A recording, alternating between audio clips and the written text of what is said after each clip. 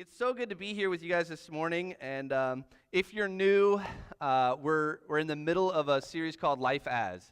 And we've kind of taken different ways that people see life, right?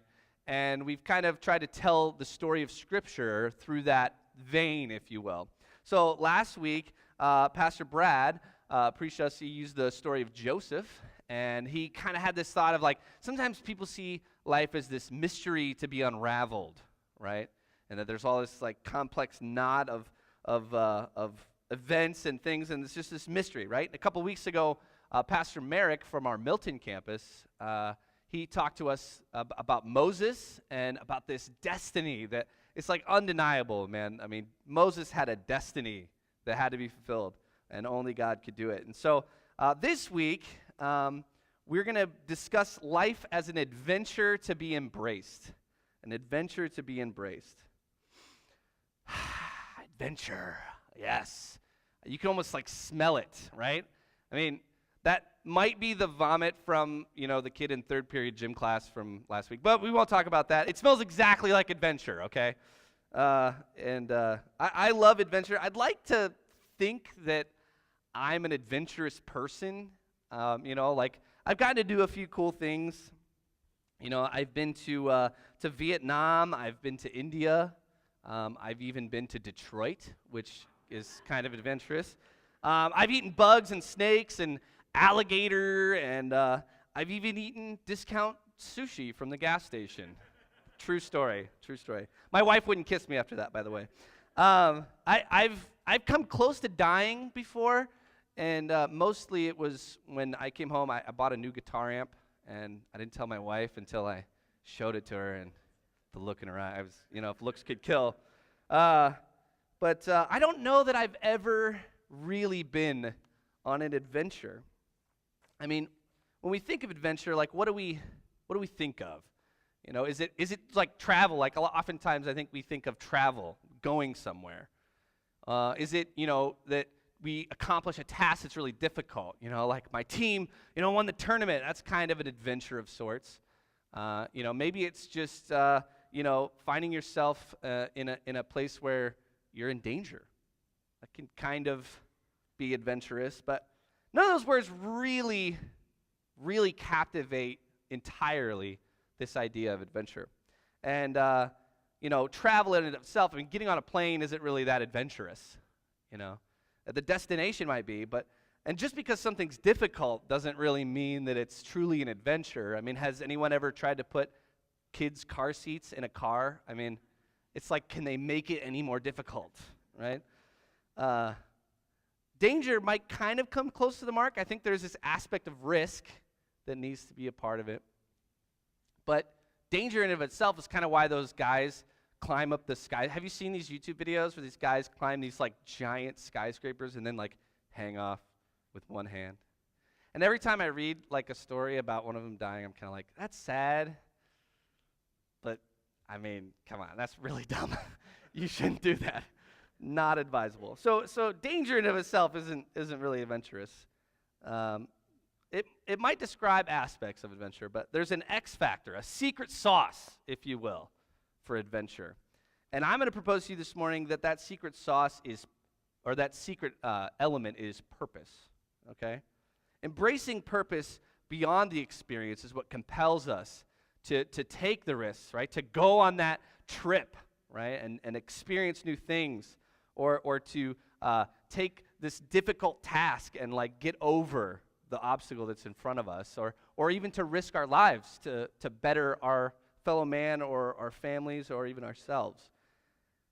So some of you guys might be sitting there thinking, adventure, who needs it? It's, I have a massage lazy boy recliner in front of my Netflix, thing. I can just sit all day and watch somebody else have an adventure. And I like to do those things too, right? Or maybe we think, I don't like to rock the boat. I'm not that guy. I don't want to like make waves, Well, here's a few quotes. Some people said stuff once, and then they wrote it down, and now I'm going to tell you what they said. So the first one here is, if happiness is the goal, here it is, if happiness is the goal, as it should be, then adventures should be the top priority. Richard Branson, right? He's the entrepreneur, kind of, he's a risk taker, does a lot of crazy things. Here's the next one, and he sums up my point pretty. Adventure is worthwhile, Aristotle. Mic drop, we don't need to talk about it anymore. I'll go home, see it. No. Sometimes adventure just happens to us, though, right? We don't go looking for it necessarily, but we just kind of find ourselves swept up in it. And that's kind of the story we're going to talk about today. I picked Ewan McGregor is Obi-Wan Kenobi plays Ewan McGregor in real life. I just want you guys to know that. And he said this: one day when you least expect it, the great adventurer finds you.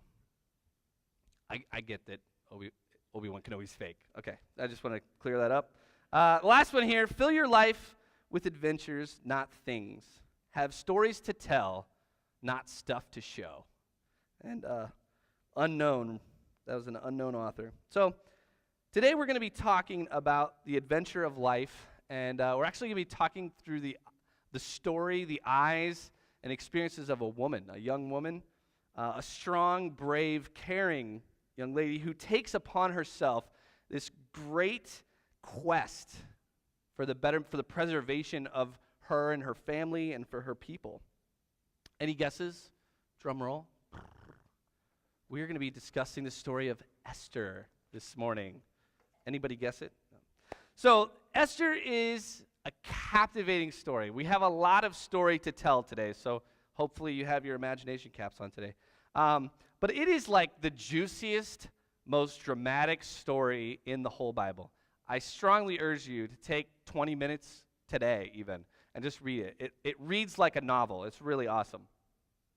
But this is going to really hit on a few people, all right? So if you are a fan of The Bachelor, which I know some of you are, just admit it, you're going to really love this story. If you like shows like The Crown or Downton Abbey, guilty, I love Downton Abbey. It's a great show. Or if you're a fan of people getting impaled, you're going to love this. This is going to have something for all of you. So I'm really excited to delve into this story. So and to take a minute, we're going to take a minute and just introduce the characters so that the story kind of makes sense. And to do that, I've kind of selected a pop culture icon, if you will, to help us sort of evoke these characters in the way that they appear in the story. So here we have Esther, and Esther is the star, and in fact her name means star. Her Hebrew name, Hadassah, means star. Esther's life is like the quintessential rags to riches story. She's an orphan. She grows up as a minority, the lower echelon of society, and she's raised by her adopted father, who's her cousin actually, and she finds herself just taken from this really normal life and becomes royalty, like overnight, right? And some of her character traits: she cares deeply about the people around her. She fights for her people. Her beauty is legendary beauty. She's confident and caring. And so to evoke Esther this morning, we have the one and only Princess Diana. And yes, I am old enough to know who Princess Di was, so just so you know. All right, so Princess Di. So when you think Esther, think Princess Di. All right. The next one, Mordecai. Mordecai is Esther's cousin, and he's kind of this man of wisdom and duty. He takes in Esther when her parents die, and the Bible says that he raises her as his own daughter. So he's a man of character. Throughout the whole story, he never compromises his beliefs, not even once. And he's a mentor, guide, kind of sensei figure to Esther, giving her little tidbits of wisdom. And through his influence and through his character and moral compass, he kind of becomes really influential throughout this story. And so to impart our Mordecai, I give to you who else but Obi-Wan Kenobi. Right? I mean, just can't get away from it. All right. The king in our story is Xerxes. Xerxes the first. You actually know Xerxes already. Go up and throw. So Xerxes is depicted famously in this movie. You guys see the movie 300? Same. Don't. Yeah, you can confess. It's okay. So Xerxes is the same historical character that, he gets his butt handed to him by Leonidas at the movie 300. So you can take that out. That's not who I want you to think of, though, okay? I just thought it was cool that it's the same guy. Xerxes is the most powerful leader of his day, but you go ahead and put him off there. Yeah, I don't want to see. His nose ring scares me a little bit.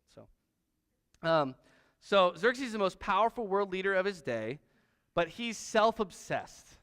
He's self-absorbed. He's reckless, wildly arrogant. Like the cultural icon I have selected, he cannot get over himself, and he berates those around him, mostly on Twitter. He often appears with leathery orange skin and a bad haircut. I think it's pretty clear who I mean. It's Smaug the Defiler from The Hobbit. Who did you guys think I meant? You guys were all laughing before I even revealed it. All right, Haman, our last character, he's the bad guy. So when you think Haman, boo, right? Haman is the bad guy. He's pride-filled. He's arrogant. He's got this genocidal, rage thing going on. And throughout the whole story, he relies on his power and position to sort of avenge this centuries-old blood feud, okay? So he whines a lot in this story. He's a big baby, and like any slight to his pride, he goes off the handle. So I couldn't pick just one for this guy because there were too many, and so the first one I selected was Commodus from the movie Gladiator, if you guys have ever seen that. Joaquin Phoenix portrays that great because everybody hates him. And then the second guy, so kind of mush these two together, the second guy is Anakin Skywalker from the prequels, right? Not awesome Darth Vader, lame Anakin Skywalker, okay? So we're good. So those are our characters, and let's dive into our story. And I said the story takes a lot of twists and turns, so stick with me, all right? So like all good stories, we have to start with once upon a time, right?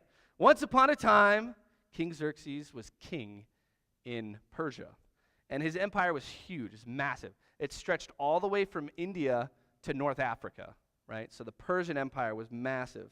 And he, being rich and powerful, decided to throw a party that lasted 6 months, all right? Can you imagine that?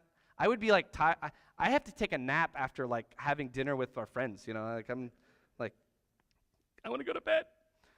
So he pulls out all the stops, and the Bible says that it was, quote, a tremendous display of opulent wealth and glory. And around this time, Xerxes sends for his queen, his wife, Vashti, who is a notable character in her own right, but doesn't appear much. His command was, and he's drunk at this point in time, is that the queen should come before him and all of his buddies hanging out, partying, with her crown on. And it makes no mention of any other articles that she might be wearing. And so the inference is I'll let you make that inference if you want. So she is humiliated and angry. And Vashti's a strong woman, and so she spurns his invitation, and our friend Xerxes is irate. He cannot abide this. How dare she refuse me? Now that all the men in the empire will think that I'm weak, my own wife disobeys me. They won't respect me. And these are the things that are on his mind. So Xerxes, in his infinite wisdom, decides to exile his own wife and basically holds tryouts for the queen, right? So if Xerxes was alive today, he would be suing The Bachelor because that's exactly what happens. Chris Harrison was not there, but this is The Bachelor Season 1, The King of Persia, right? So I forgot I did that. The king's men search the entire realm and turn up to the palace with 400 young ladies to compete. They live in the same house and they compete for the hand of the king. They stole the idea. So one of these young ladies happens to be our hero, Esther. Yeah. And Esther, up until this point, has lived a totally normal life, as I mentioned. She's just this average girl who suddenly finds herself wrapped up in this crazy TV show drama thing, and the adventure that she never sought is knocking right on her door. She doesn't know what to do. So she, like all good heroes, just takes a breath and embraces this journey. So now to give some idea of what this would be like, these 400 young ladies, often taken from their families by force, mind you, were given the whole treatment, right? They took a year, and the king's staff, pampered them. And, we're talking, essential oils and massages and the mud baths thing that I don't really understand, but it sounds good. They're doing the whole 9 yards, and then they're taken in turn, one by one, to see the king when they're ready. So let's break in, if you open your Bible to Esther chapter 2, verse 15. Esther was the daughter of Abihail, who was Mordecai's uncle. Mordecai was had adopted his younger cousin Esther. When it was Esther's turn to go before the king, she accepted the advice of Haggai, the eunuch in charge of the harem. She asked for nothing but what he suggested, and she was admired by everyone who saw her. Esther was taken to King Xerxes into the royal palace in early winter in the 7th year of his reign, and the king loved Esther more than any of the other young women. And he was so delighted with her that he set the royal crown upon her head and declared her queen instead of Vashti. To celebrate the occasion, he threw a banquet in Esther's honor, and they basically just partied. So here's our first life lesson through the life of Esther. You guys ready? Our first life lesson is listen to good advice, right? Esther found herself in a situation where she's out of her element, and she looks to Haggai, who, he's running this whole show. And he says, hey, you should do this and this and this, and he hates the color blue and blah, blah, blah, blah, blah. And she takes his advice. It's pretty admirable. So we'll talk more about that later, but she listens to good advice. So Esther wins this competition. They do the whole 3-hour special, after the final rose and, the drama and all that stuff. But life kind of returns to this new normal, and things settle down. She's adjusting. Can you imagine that, though? Normal life, and then all of a sudden you're the queen. Suddenly having dinner with the king all the time. It's pretty dramatic by itself, but the story gets a lot crazier. This is just set up at this point. Time is moving on. Esther's adjusting, and Mordecai, her cousin, is around this time. He took up a position at the fortress, and he's kind of keeping tabs on his adopted daughter, as all good fathers do. And one day, Mordecai's out and about. He's probably coming to the office with his Tim Hortons, and he's just kind of strolling in, and he overhears a couple guards talking about Xerxes, and specifically they're talking about killing Xerxes. So the plot is thickening. I'm so excited. Now put yourself in Mordecai's shoes, all right? The Persians came to Israel, destroyed Israel, captured and enslaved all of Mordecai's countrymen, and then now King Xerxes himself has basically abducted his daughter, forced her into this sexual tryout before he's willing to marry her, and now somebody wants to off him. I don't know about you. Maybe I'd be conflicted about this. I'd kind of be like, well, okay, and I may just move on. I don't know. I hope I wouldn't. I hope I could take a note from his book. But Mordecai obviously doesn't do that. His sense of duty to his king is real and true. And so he goes to Esther and says, Esther, you got to warn King Xerxes. People are trying to kill him. And so Esther tells him, and this investigation happens, and these 2 guards are found guilty, and they're actually impaled on a stick. So there's your first impaling of the day. If you're the impaling guy, I don't know who that is, but so they get killed, and Mordecai is given credit for this great salvation to the king, and it's written in a logbook. All right, so take note of that, all you Sherlock Holmes fans. Take note of that because that's an important detail. The logbook. So now some time goes by, some more time, a couple years, and there's this new guy on the scene. Right?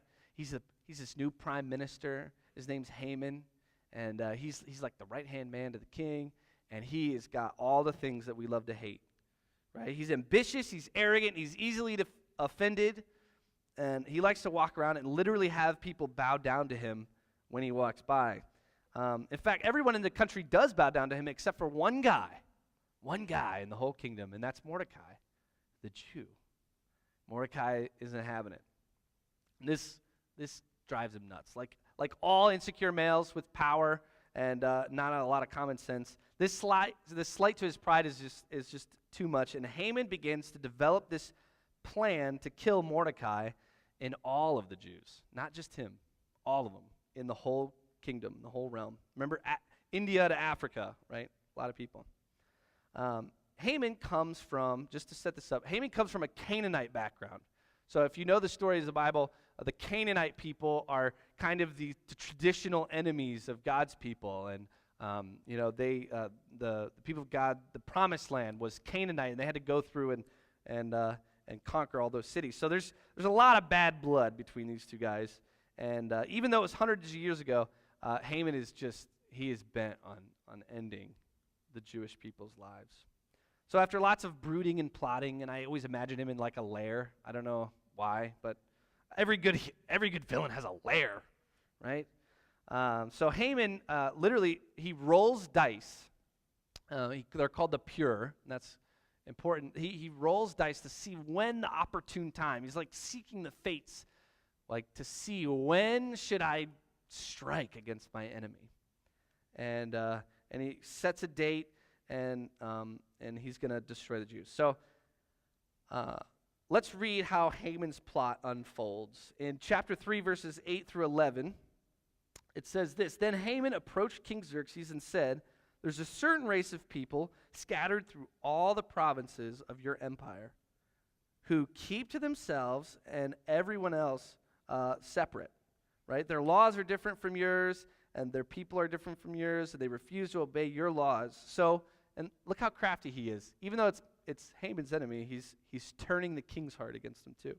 He's like, so if it's not good for your kingdom for these people to stay, so if it please the king, issue a decree that they should be destroyed, and I will give you, bribe here, 10,000 large stacks of silver. The government administrators can put them in the treasury, and we'll go from there. Right? The king agreed, confirming this decision by removing his ring and saying, okay, you go and do what you will to these people. We got to get them out of here. Right? So all of this is getting pretty bad for the Jews, for Mordecai. So Haman's decree gets written up and sent out the whole empire. And the way that it reads is basically this: if you, on this specific day, if you kill any Jews, you get all their stuff, their land, their livestock, their money, their gold, their jewels, their clothing, whatever. I mean, they're paying you basically to exterminate these people. And in those days, it's important to note that once a decree is issued from the king, it cannot be revoked, even from the king himself. So in desperation and total helplessness, Mordecai's finding out about all this, and he begins to think about his people. And I think it's really interesting how he never really thinks of his own situation. He's always thinking of others. I think we could learn from that. But he goes to Esther and says, hey, listen, you're our last shot. Like, you have to go before the king and tell him what's going to happen. And Esther is, she's listening to this, but there's kind of trouble in paradise, right? It'd been a stressful few months, Xerxes and Esther. It was hockey season. There's a lot going on in the office, and their schedules didn't have meshed in recent months. And it had been a long time since Esther had even seen the king. And the law states that no one can just go bursting in on the king and demand an audience. I think it's probably because of the assassination attempt, I'd be pretty nervous too, but nobody could just approach the king. You'd be executed if you walked into the king's chamber without his leave. So that's kind of the moment we're in, and Esther points this out. And so we're gonna see this dialogue. We're gonna zoom in here in chapter 4, verse 13. We're gonna zoom into this dialogue between the two of them. Mordecai sent his reply to Esther when she said, he might kill me if I go into him. He says, don't think for a moment that because you're in the palace that you'll escape while all the other Jews are killed. If you keep quiet at a time like this, deliverance for the Jews will come from somewhere. But if you and your relatives, if that happens, you and your relatives will still die. And who knows, maybe you were made queen for a time just like this. So Esther sent this reply to Mordecai, go and gather together all the Jews in Susa and fast for me.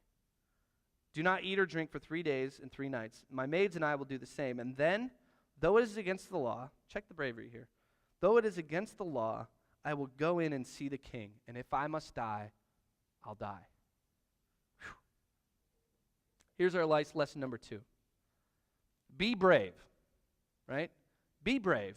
Do something bold, but don't be afraid to ask for help, right? In this incredible moment, she rolls the dice and she gambles her life in an effort to save her people. She asks her family and friends to support her. I mean, you guys have all seen this. If something's going on in life, if there's a risk that needs to be taken, it's so much easier to do when you know that you have a family and friends behind you, right? We'll talk more about that, right? So Esther musters up her courage, and this is what happens. The 3rd day of the fast, Esther puts on her royal robes, and she enters the inner court of the palace, and just across from the king's hall. And the king was sitting on his royal throne. Imagine this, right? The thrones are made to be imposing, so it's an intimidating thing. And he's sitting on his royal throne facing the entrance, and he sees Esther. This could go either way. He's already deposed his one wife. I mean, he's not afraid to do that. So Queen Esther is standing there. He sees her, and he welcomes her. He extends out the scepter, which is the mark that, she's cool. We're good. We're good, everybody. Stand down. And before the king in her royal court, Esther, not wanting to reveal all her fears, this is the dialogue that happens. She's very smart, incredibly smart. And she decides to invite the king and Haman, her enemy, to a dinner party, right? Who doesn't love a dinner party? And she begins to sort of stroke their egos a little bit, she plans this whole thing, and Haman and the king are having a great time. They go into this banquet, and the king's like, what's the occasion? You're whining and dining us, and we're having all my favorite meals, and what's the deal? And she's, again, so smart. She's patient. She says, you know what? This is so much fun. Let's do this again tomorrow. How about that? Well, we'll do more food, more drink. I mean, and then I'll tell you what I've been thinking about. It'll be a surprise, I mean, she's just like buttering these guys up. So here's, let's zoom in on chapter 5, verse 9. Haman was extremely happy as he leaves the banquet, right? Hold on, I'm going to make sure. Yeah, actually, so Haman's leaving the banquet, and he's happy, and he's been drinking, and so he's called his Uber, and he's standing outside, and he's thinking, man, this was so cool. And I get to hang out with the queen and, the king, and she wants to have me back tomorrow. So he is on cloud 9. So he's standing there waiting for his Uber. And that's not in the Bible, by the way, just so you know. But when Mordecai, he saw Mordecai sitting at the palace, not bowing down, not trembling in fear, he was irate. And he's walking past, he's furious, but he restrains himself and he goes home. Then Haman gathered together his friends and Zeresh's wife, and he boasted to them about his great wealth and his many children and all of these things, the connections that he has and all of the opportunities that he's had and being promoted and all this kind of stuff. And then Haman added, and that's not all. Queen Haman invited me, and only me, to have dinner with the king and queen tomorrow night. Again. But all of this means nothing, he says, as long as Mordecai the Jew is sitting out there in the palace gate with his smug attitude, and Haman just can't stand it. So Haman's wife Zeresh and all his friends, I don't know where they came up with an idea like this, but they said, set up a sharpened pole in your front yard, 75 feet high, and in the morning, when you see the king, ask him if you can impale Mordecai on it. It's a great idea. Like a little brunch and impaling, and yeah, that'll be fun. So he has this pole set up. And I just can't believe, who would do this. But, I mean, Mordecai's in trouble. it's fun to sort of, see this guy unravel, but he really is in trouble. Let's not forget, Haman is the second most powerful man in the kingdom, right? And he has all this authority, and he's really confident. You got to be confident to erect a 75-foot pole in your front yard. Like, I'm just saying. So meanwhile, while this is happening, the king is at home, and he's having trouble sleeping. And he's tossing and turning, and he sends for the scribe to read from the logbook of his glorious reign. And he, hoping that it would help him sleep. And it just so happens, this is God's providence, that the scribe opens to the passage where he's reminded that a few years ago, Mordecai revealed this great plot of assassination against King Xerxes. And he's like, I totally forgot about that. And he asked the scribe, hey, what did we do? Mordecai's the best. What did we do for Mordecai? And the guy's like, you didn't do anything. And he's like, oh, my goodness. So let's break in again, 6:4. So just as he's thinking all this stuff, he sees somebody outside the doors in the court. And he goes, who is that outside the court? And as it happened, Haman had just arrived in the outer court to ask the king to impale Mordecai. So the attendants replied to the king, it's Haman. Bring him in here. The king ordered. So Haman came in, and the king said, what should I do to honor a man who has served the king and who truly pleases me? Haman thought to himself, this is so great, whom should the king want to honor but me? I am so awesome. So he replied, if the king wishes to honor somebody, he should bring out one of the king's own royal robes, and he should dress him ornately, and he should give him one of the king's own horses, and he should fix an emblem upon his head so that everybody knows that this guy is the bomb, And not only that, one of the nobles should lead this person through the streets, declaring to everybody how great he is. King's like, that sounds like a great idea. You should take Mordecai and give him the robe and do exactly as you just said. I love that. I love that. It's so funny. So he does this. He takes Mordecai on the morning that he was supposed to impale him on his 75-foot ridiculous thing. He has to lead him through the city streets saying, this is the guy that the king loves, and yada, yada. And he has to declare how great Mordecai is, his sworn enemy. It's so good. So Mordecai, after this, he returns to the city gates, and Haman hurries home, dejected and completely humiliated. So good. When Haman told his wife Zeresh all these things that had happened, his friends and wise advisors said, listen, since Mordecai, this man who has humiliated you, that's in there. I love that. It's like such a wife thing, just to remind you, that guy you hate. Since Mordecai, this man who's humiliated you, is of Jewish birth, you will never succeed in your plans to destroy them. You need to abandon this, or it will be fatal to you. In the exact moment, he's like, you might be right. The servants show up and like, hey, time for Queen Esther's banquet. He's like, oh man, he showers and does his thing, and he goes off to the banquet. So the king and Haman went to Queen Esther's banquet on the second occasion. They were drinking wine, and the king said again to Esther, all right, tell us what's going on. Like, why have you done all this? We're just dying to know. And Queen Esther replied, if I have found favor with the king and it pleases him, grant me this request. I ask for the lives of me and my people, right? I have been sold to those who would kill and slaughter and annihilate us. And if we had merely been sold as slaves, I wouldn't even bother you with it, O king. But this matter is just too dire. And the king, who would do such a thing? Who would dare do such a thing? Who would be so presumptuous as to touch you, my wife? Esther replied, Haman, this man right here is my enemy and my adversary. Which brings us to life lesson number 3. Stand up and speak out, right? Queen or no queen, it takes a lot of courage to stand up and speak out. I think we all know, I've seen a lot of this recently, right? I want to talk about this more, but let's continue with our story. 7:8. So Haman is terrified, right? He knows the king's going to try to kill him. So as the king leaves to get the guards, Haman falls down before Esther, who's reclining on the couch, and says, is begging for his life. And in that moment, the king returns, and he sees him, touching his wife, and in this whole moment, he says, would he even assault me, or the queen, right in front of me, in the palace, before my very eyes? So after the king spoke, the attendants covered his face.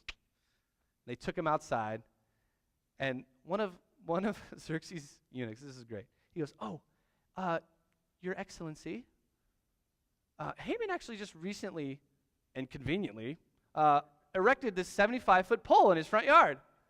And you're going to kill somebody, so why don't, let's do. And he's like, yes, impale Haman on his own 75-foot pole in his own front yard. Oof, that's not a good way to go. All right. So the queen is safe, and maybe the people around her are safe, but the Jewish people are still in danger, right? The king's decree cannot be revoked. We talked about that. And so Esther and Mordecai and Xerxes are now trying to figure out a way together to save all the Jews. And their solution is this. It's pretty simple to say, but it required a lot. And the text doesn't really lend it to, but what they did was they armed all the Jewish people, and they warned them. They said, hey, you guys need to stand and fight. And that's what happened. There was kind of a great civil war in the country. And the Jewish people were victorious because of what Esther was able to do. And the balance of the book is really great, is that there's like a chapter and a half where it just describes, which is going to be our life lesson number 4, it just describes the party that they were going to throw, right? Life lesson number 4 is party, right? Okay. In light of their military victory and the gamble that Esther made and Haman's untimely end, God's people throw a party. They celebrate the win, right? They name it the Festival of Purim, which is refers to the dice, the pure that Haman cast, and also the gamble that Esther took. So they call it basically like the Dice Festival. And so everybody loves a good party, and all was well in the kingdom.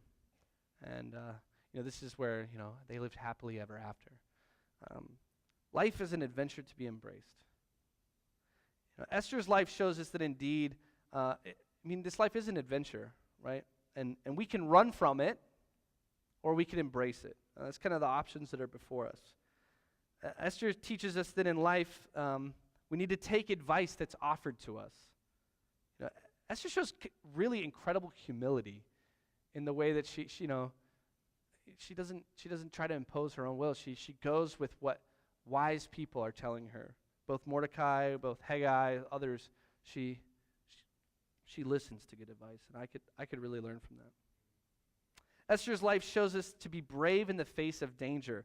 All right, this young lady stands up to 2 of the most powerful men in the world repeatedly, and she declares victory in this moment. Right, she's willing to stand up and speak out, and I have to take a minute. I'm going to try not to cry, which is hard for me, but I'm the father of a little girl, and with what's going on in Hollywood and all the things, I saw that. I don't always agree with Oprah, but, her speech just compelling, and this idea of, we shouldn't have to live with this. And as the father of a girl, I know that there are women, some of them might even be in this room, who've been victimized and taken advantage of by men who are in authority over them, or even our husbands or family members. And there's a lot that women have to go through. And I can only imagine, these celebrities that we hear about, right? With the platform that they have, it's just hard to believe that kind of life would be tolerated for so long. And then I think of, man, what hope then do your average people have, And I just realized that, women have found themselves in situations and in positions where it's not been good. It's not been what God intends, And it's just really shameful. And I just want ladies in this room to take encouragement from Esther, right? To find some way to stand up, speak out, to not just endure this garbage that happens, right? And men, we're not going to get off the hook with this either, okay? Men, we have to be fathers and brothers and husbands who listen. Sorry.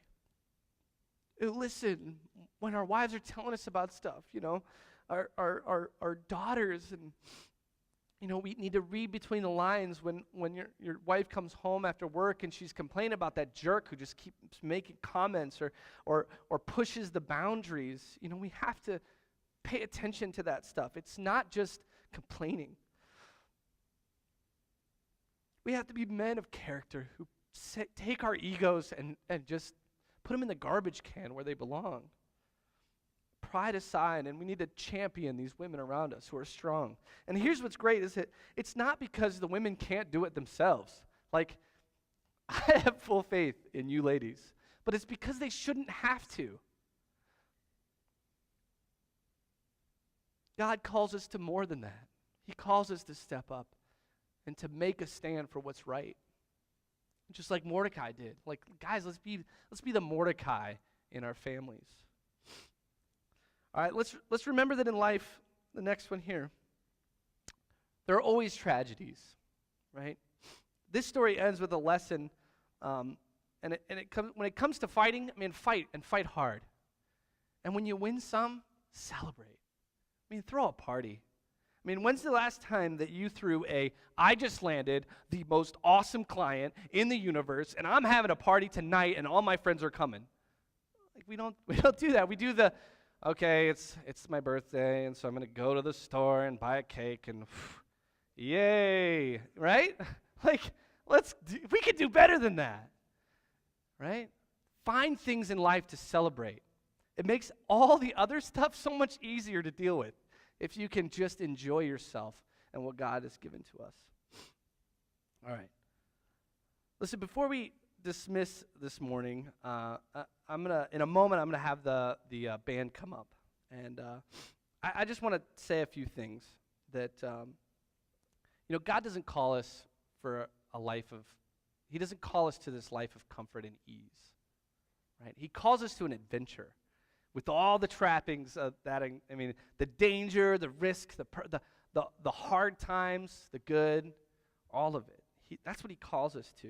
And every single one of us encounters a situation where God is asking us to step out and cast the dice.